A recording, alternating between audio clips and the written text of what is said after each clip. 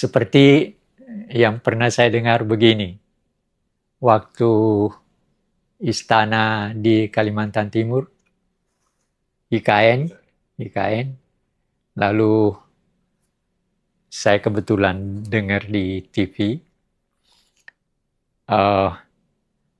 siapa menteri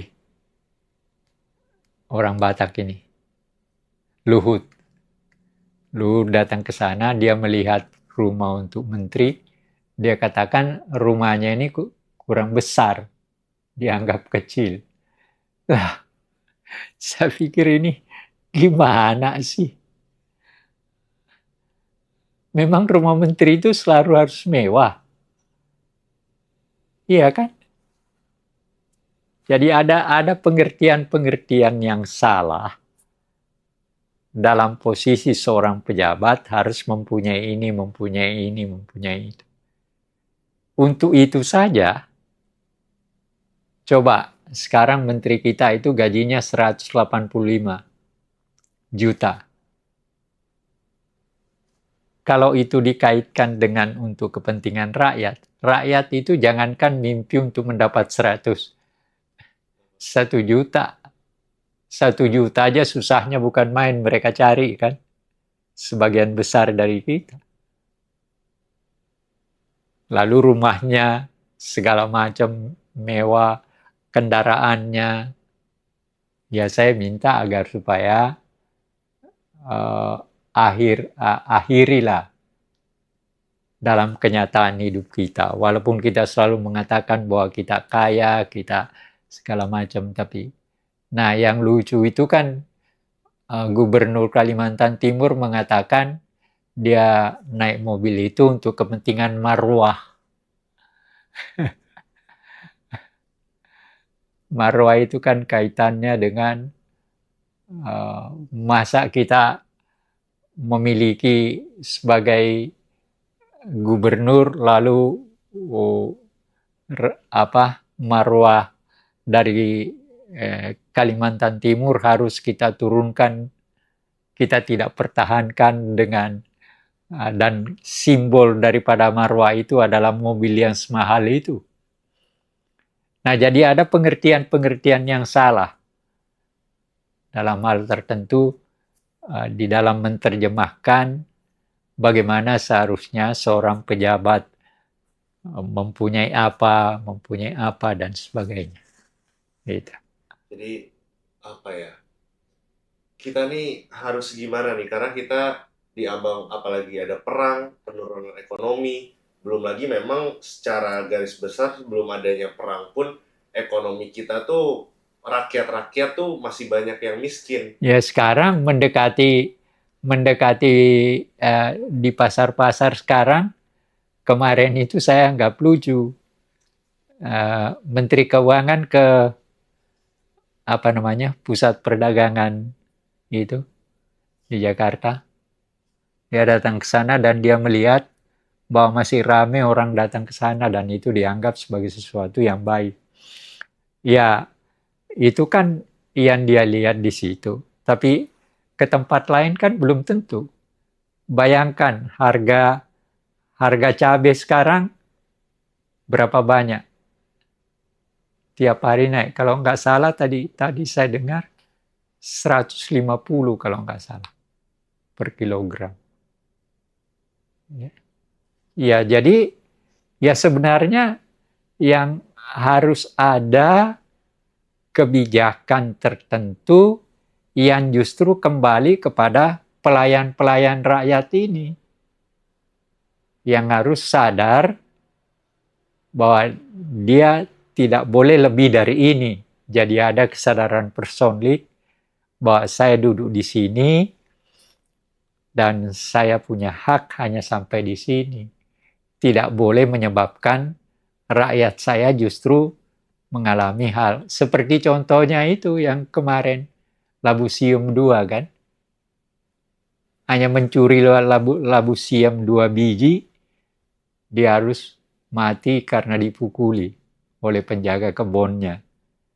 Nah, ini apa artinya ya? Kemerdekaan kita yang katanya untuk membangun kemakmuran, menyebabkan orang mati hanya karena dianggap mencuri 2 labu siam. Yang harganya berapa sih? Tapi tetangganya yang tidak mau melihat. Masa tetangganya nggak tahu bahwa orang itu memang miskin? Dia hidup bersama ibunya yang berumur 90 tahun. Dia sendiri sudah berumur 70-an tahun dan tidak punya kerja.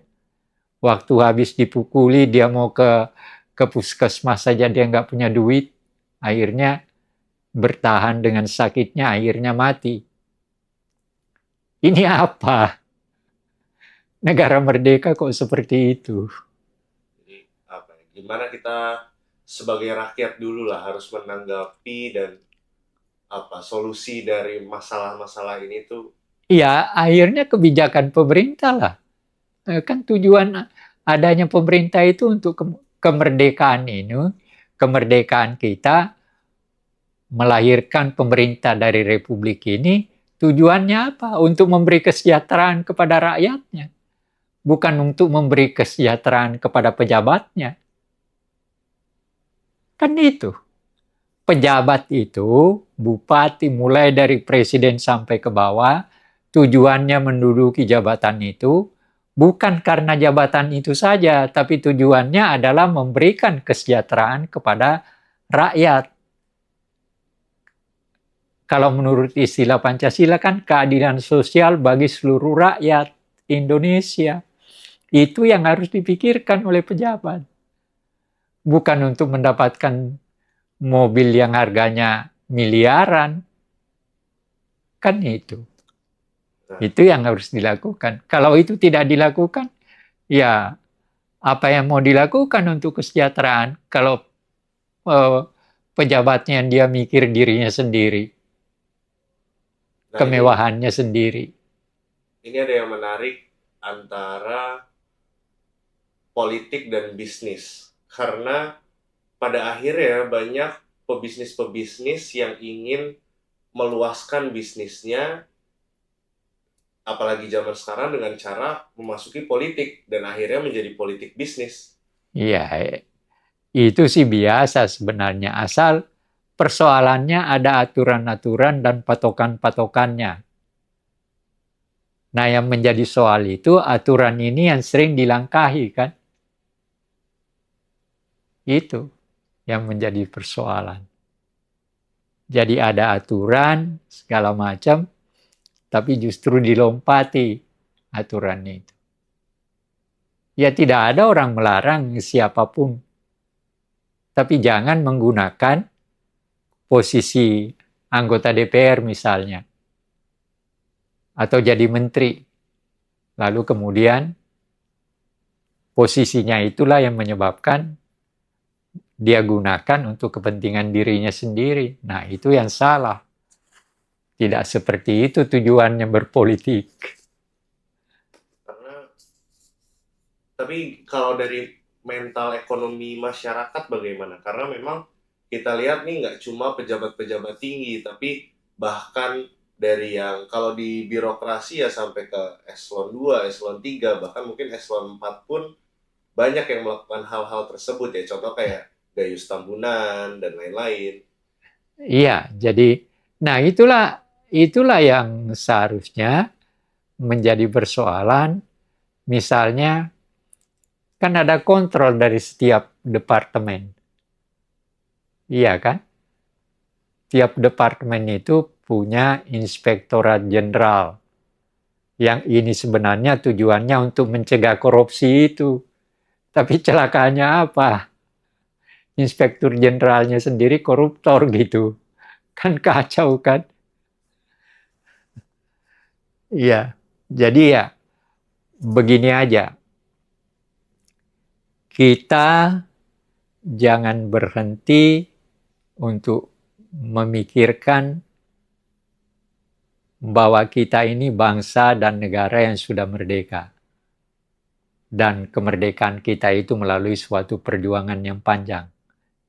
Nah, sekarang setelah kita merdeka ini, maka marilah kita memiliki mental sebagai orang merdeka yang tujuannya untuk tidak hanya lepas daripada penderitaan fisik yang kita terima, tetapi juga tujuan utamanya adalah kemerdekaan ini untuk membangun kehidupan bersama yang lebih baik, lebih sejahtera, sebagaimana yang dikatakan di dalam Pancasila, sila kelima, untuk menciptakan sebuah